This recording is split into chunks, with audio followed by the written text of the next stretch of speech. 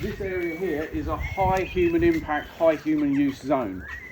So it is kept largely mown clear because people come here, things happen here, etc, etc, etc. You can look just over there to that orchard. We don't need to go in there until the apples are ripe. That is now being left so that we'll trim before the apples fall, leave the debris there, so the apples will be falling on nice little cushions. That balm poplar there, which you can sometimes smell, you will be able to smell this today, that tree just across the bridge, you can just smell it. Here, this whole tree was at 45 degrees.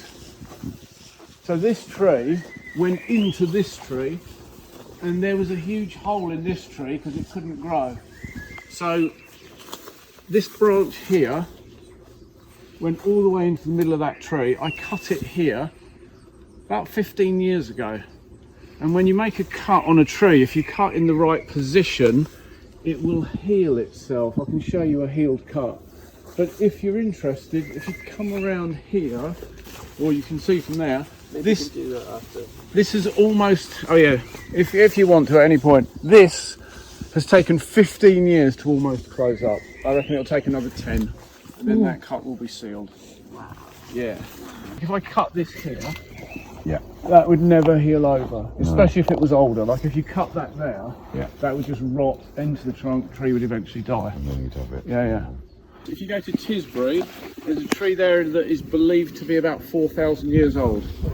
Wow. Yeah, it went hollow, so the Victorians filled it with concrete. Yeah, that rolled it up. I don't know how trees managed to survive for hundreds of millions of years without concrete, but they did. What this niche is, to me, is really fascinating because it is essentially a mostly yew tree bowl.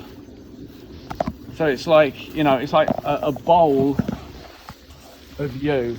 Quite rare to see that size of clump.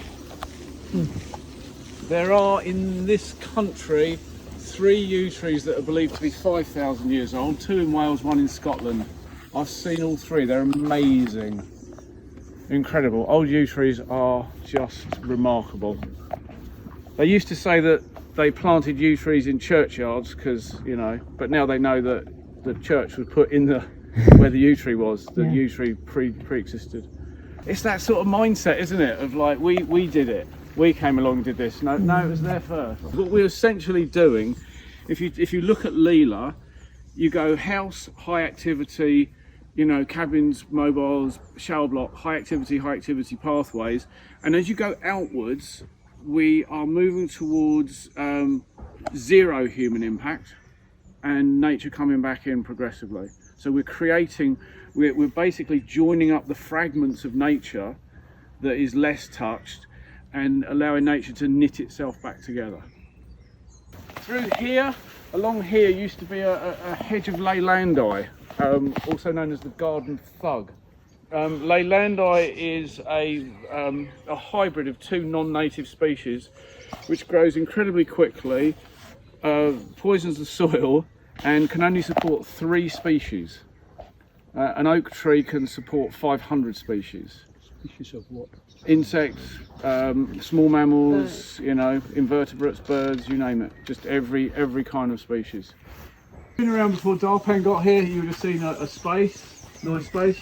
What you have now is an incredibly rich, basically biodiverse place. You've got plants that have been put in here. These will get enormous. These are gunnera, like gigantic raspberries. You've got this composting operation. You've got someone who has deep roots in the earth and in a comparatively short time has made a massive impact on this place.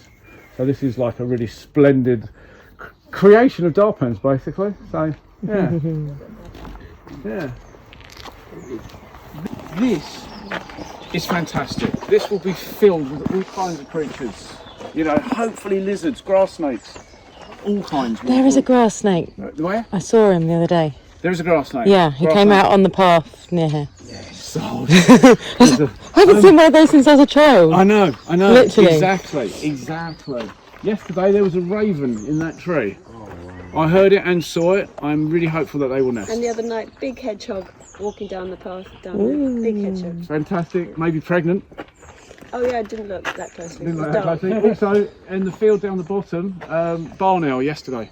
I saw it on Tuesday. Yeah. So, through here we had massive, I don't know if anyone remembers, massive willows that were planted and left for about 15 years. So over the last year and a bit, Samudra and myself cleared all the willows. What this has done is exposed these rather magnificent hornbeams and beeches in here that were basically buried, which will now become, this will be a very, very elegant beechwood in about 50 years. Don't hold your breath, but we're doing what we can. And then Samudra made these amazing fences, because it was, when we first did this, it was like, sometimes there's too much in view. It's like, whoa, it's like tearing someone's clothes on.